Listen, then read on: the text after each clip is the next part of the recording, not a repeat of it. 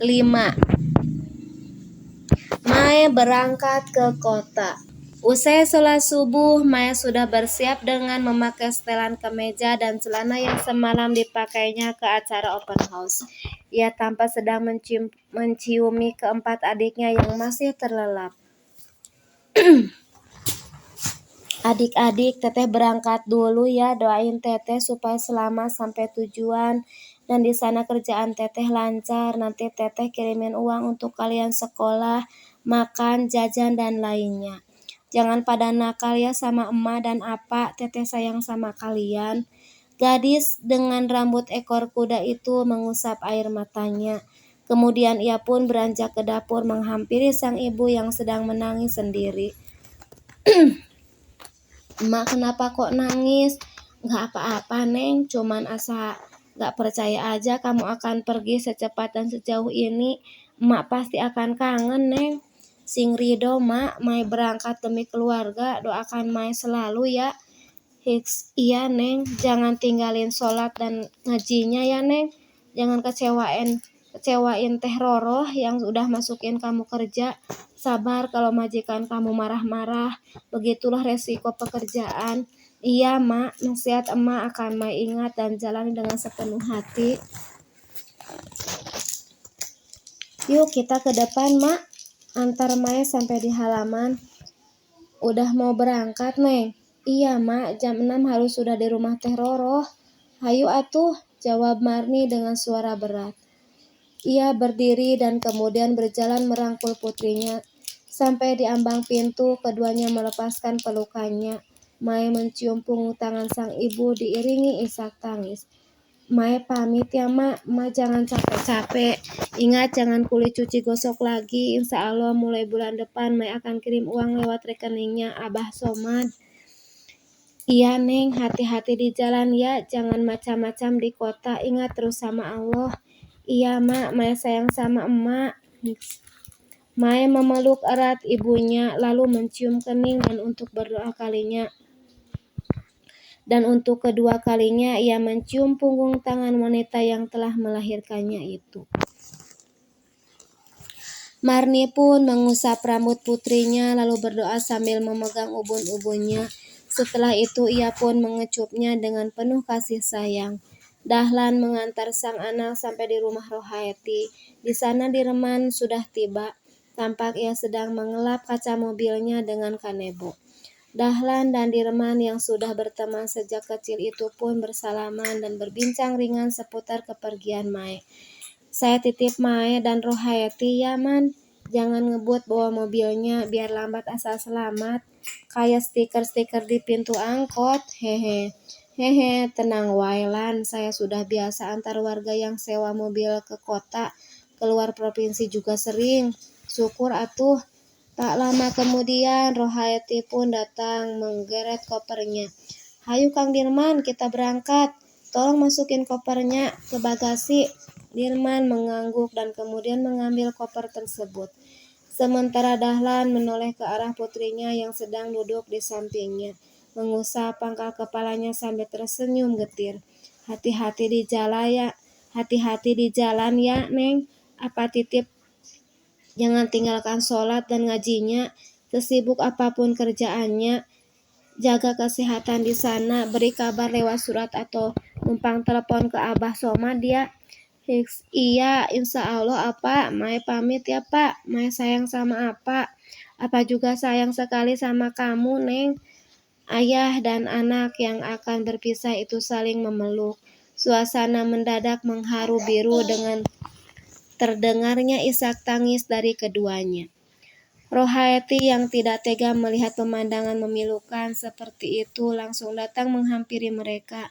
Dengan lembut ia menarik lengan Mae. Kang Dahlan, jangan banyak pikiran tentang Mae ya. Insya Allah dia akan saya jaga. Majikannya di kota adalah ibu dari tuan saya. Doain aja supaya si Mae betah kerja di sana. Dahlan menyekam ingus yang hampir keluar dari hidungnya. Ia menatap nanar ke arah putrinya lalu tersenyum getir kepada Rohaeti. Makasih banyak ya Roroh sebelum dan sesudahnya. Semoga kalian berdua sampai dengan selamat dan diberikan kesehatan serta umur panjang oleh Gusti Allah. supaya kita bisa ketemu lagi. Amin. Mae dan Rohaeti mengamini ucapan Dahlan. Beberapa saat kemudian Dahlan berdiri mematung menyaksikan putrinya masuk ke dalam mobil kijang kapsul berwarna hijau milik Dirman. Terdengar mesin menyala dan mobil pun perlahan maju meninggalkan pekarangan rumah Rohaeti.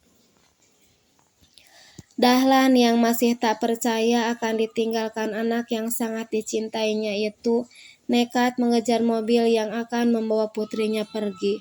Mae! Abah itu lihat si Dahlan kayak orang gila ngejar. Abah, itu lihat si Dahlan kayak orang gila ngejar-ngejar mobil si Dirman. Kejar Abah. Teriak itu Ibunda Rohaeti kepada suaminya. Somad yang baru saja masuk ke dalam rumah sangat terkejut mendengar teriakan istrinya. Dahlan, itu anak kenapa sih? Teriaknya sambil berlari dan memanggil warga yang tak sengaja melintas di depan rumahnya untuk membantunya mengejar Dahlan. Tanpa lelah, Dahlan pun berlari mengejar putrinya. Mae, panggilnya lirih. Air matanya terus berlinang. Sebagai ayah, ia merasa gagal memimpin rumah tangganya. Tak dapat memberikan kehidupan yang layak, sehingga sang putri harus menjadi korban ketidakberdayaannya. Sandal jepit yang butut yang dipakainya putus. Sambil terus menangis, pria berkulit hitam legam akibat seringnya terkena sinar matahari itu pun terus berlari walau kaki yang sebelah sudah tidak beralas lagi. Warga yang dipanggil Somad dengan sigap mengejar Dahlan yang larinya mulai melambat. Mobil yang ditumpangi oleh Mae pun tak terlihat lagi, meninggalkan gerbang kampung memasuki jalan raya utama. Eling lan ikhlaskeun Mae bekerja, moga Allah selalu memberikan rahmat serta keberkahan buat dia. Nasihat Somad merengkuh bahu kekar Dahlan. Iya bah, amin. Tak banyak yang dapat Dahlan ucapkan, hanya isak tangis yang terdengar pilu menyayat. Sementara di dalam mobil, Mae tak berhenti menangis, apalagi saat dirinya mengetahui sang ayah berlari mengejar mobil yang ditumpangi. Apa? Rohaeti memeluk erat Mae, membiarkan gadis kecil itu menangis di dadanya. Sok nangis, Neng, yang puas, supaya lega. Teteh juga dulu begitu, berat banget mau berangkat ke kota. Mak sampai pingsan, kata Mang Tardi. Ya kan, Kang Dirman? Iya, Neng Mae, sing sabar ya, Neng. Ingat kebahagiaan menanti adik-adik Mae, masa depan mereka harus cerah. Kan itu cita-cita Neng Mae ke kota, hibur Dirman. Iya, Neng, masih ingatkan cita-cita dan tujuannya ke kota? Tangis Mae mereda, ia mengangguk pelan. Rohaeti terus mengelus rambut gadis yang duduk di sampingnya. Walau yang sebenarnya terjadi adalah dirinya pun merasakan kesedihan yang amat mendalam. Ingin rasanya ia menangis, tapi hal itu tak ia lakukan demi menjaga mental Mae agar tidak lembek. Semangat, Neng Mae, teriak Dirman. Semangat, timpal Rohaeti mengepalkan tangannya ke atas. Mae tertawa kecil dihibur seperti itu. Ia membetulkan posisi duduknya, mengelap wajahnya memakai tisu basah yang diberikan Rohaeti kepadanya. Nah, gitu dong ketawa, kan cantiknya kelihatan. Bener gak, Kang? Hehe, iya betul, Roh. Mulai. Gak akan dibayar nih sewa mobilnya, sungut Rohaeti saat Dirman salah memanggil nama panggilannya. Haha, ups, lupa Neng, puntennya akan ulangi ya. Hehe, iya betul Neng Roro. Haha, Rohaeti dan Mae tertawa bersamaan. Akhirnya duka si wajah Mae pun perlahan sirna, berganti dengan keceriaan serta antusias melihat gedung-gedung pencakar langit yang berdiri kokoh di sepanjang jalan raya ibu kota. Melihat hal itu, Rohaeti tersenyum lega. Ia pun menyandarkan kepalanya ke jendela mobil dan memejamkan matanya karena semalam ia tidur saat Ia tidur saat hampir waktu subuh tiba. Dirman melirik ekspresi Mae dari kaca spion yang ada di dalam mobilnya. Gadis kecil berkulit kuning langsat itu bersorak sendiri saat melihat macam-macam keindahan gedung dan kendaraan yang melintas di samping mobil yang dikendarainya. Saat waktu menunjukkan pukul 11.45, mobil pun tiba di depan sebuah rumah yang ditutup oleh pagar tinggi berwarna hitam. Tanpa seorang pria berdandan tegap memakai seragam satpam keluar dari pintu pagar samping, ia mendekati Dirman dan melihat ke dalam mobil. "Oh, Inces Roroh," ucapnya sambil tersenyum. "Iya, Bapak security yang ganteng, hehe." Tanpa menunggu lama, satpam yang menjaga rumah majikan Rohaiti tersebut mendorong pintu pagar dan mempersilakan mobil Dirman untuk masuk. Mae dan yang lainnya pun turun. "Pak, kenalin ini Mae yang akan mengurus Madam Lisa nanti." "Mae," ucap Mae seraya mencium punggung tangan pria itu dengan takjim dan sopan. Harun, panggil aja Pak Harun." Mae tersenyum dan manggut kepada pria yang usianya hampir sama dengan sang ayah. Rohaiti menghampiri Dirman. Kemudian ia membayar uang sewa yang telah disepakati. "Nuhun Neng Roroh, kalau ada yang mau berangkat lagi dari kampung ke kota kabarin akang ya." "Rebes Kang, lumayan banyak dah ini yang titip surat lamaran. Mudah-mudahan kenalan-kenalan saya punya info lowongan pekerjaan. Amin. Ya udah kalau gitu mah akang mau pamitan ya. Tar malam ini mobil mau ada yang nyewa lagi. Biasa muatan sayur ke pasar. Hehe." "Mantap, sok mangga silakan Kang. Hati-hati di jalan ya Kang. Tolong kabarin ke Kang Dahlan kalau anaknya sudah sampai dengan selamat, supaya dia nggak kepikiran. Mending nggak tega lihat dia ngejar-ngejar mobil kayak gitu." "Insya Allah Neng Roroh, mangga Neng Mae." "Pak Satpam, Assalamualaikum." Mae pun berdiri dan menjawab salam yang diucapkan Dirman. Setelah mobil meninggalkan pekarangan rumah, Harun pun segera menutup pagar dan menguncinya. "Hayo Neng, kita masuk," ajak Rohaiti sambil menggeret kopernya.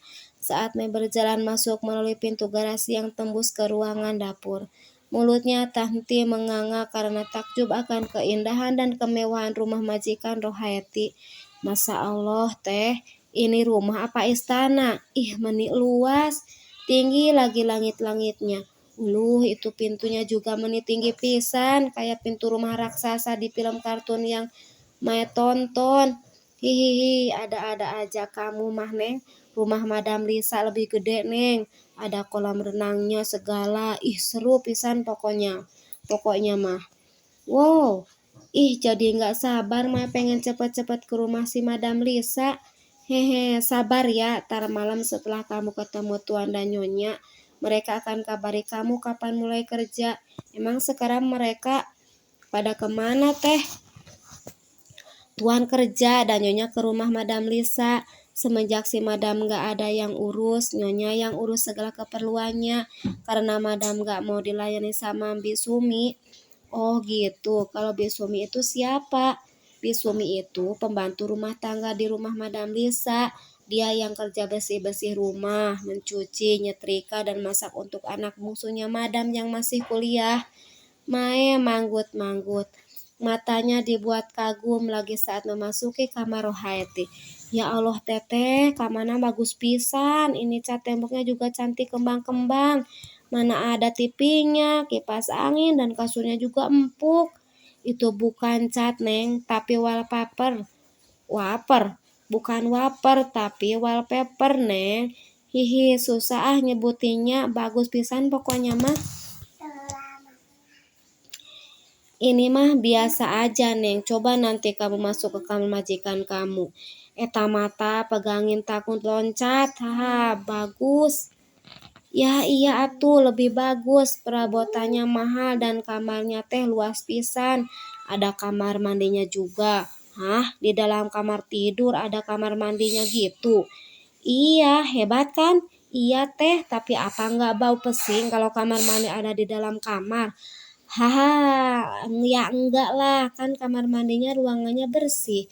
Pintunya juga dari kaca, enggak kayak kita cuma pintu kusen kayu atau plastik. Mending eta mah kamar mandi mah enggak ada pintunya. Jadi dipasangin gorden dari bendera bekas partai. Hehe. Ntar bagusin kamar mandinya, Neng. Insya Allah kamu sanggup. Amin. Teteh mah kayak si apa dan emak aja kalau bilang insya Allah teh. Insya Allah. Haha. Udah kebiasaan, Neng. Pan orang Sunda mah gini.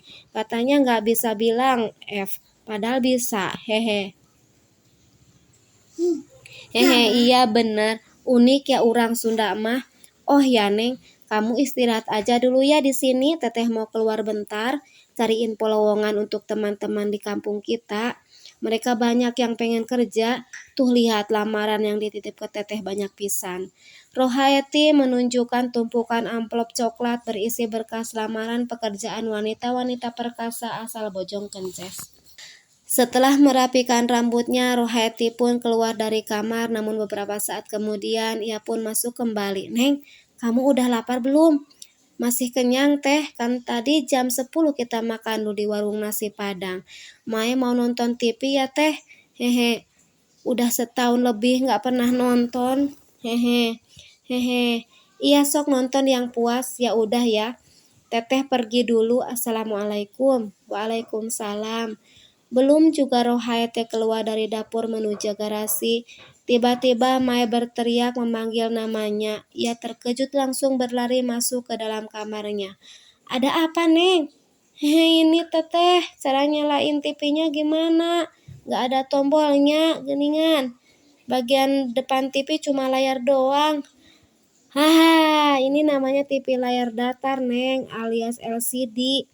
Tombol navigasinya di belakang LCD ini, tapi ini ada remote buat mengoperasikannya. Nih gini cara pakai remote-nya. Rohaeti mengajarkan Mae cara menggunakan remote televisi. Udah ngerti? Udah teteh, makasih ya. Iya sama-sama, udah ya teteh pergi. Sambil cengengesan Mae mengangguk. Sepeninggal Rohaeti, ia pun berbaring santai di atas kasur yang empuk. Ya Allah, nikmat sekali tiduran di kasur empuk kayak gini. Seumur hidup baru kali ini saya tidur di kasur kayak gini. Kalau ada si Ridwan, dia pasti bilang, ini kasur nikmat Allah, mana yang kau dustakan. Hehe, gumam Mae pelan. Terpaan angin sepoi-sepoi dari kipas angin yang menempel di dinding kamar berukuran 3x4 meter tersebut membuat mata Mae menjadi mengantuk. Beberapa kali ia menutup mulutnya yang menguap. Namun sejuknya angin yang berembus tak mampu membuatnya terjaga lebih lama. Nikmatnya kasur yang empuk serta hangat selimut bulu yang menutup kakinya sampai batas pinggang betul-betul membuat gadis malang itu terlelap masuk ke alam mimpi yang penuh dengan berjuta cerita. Cerita dan asa yang berusaha dirajutnya dengan harapan berbuah manis dan sesuai dengan harapan dan tujuan.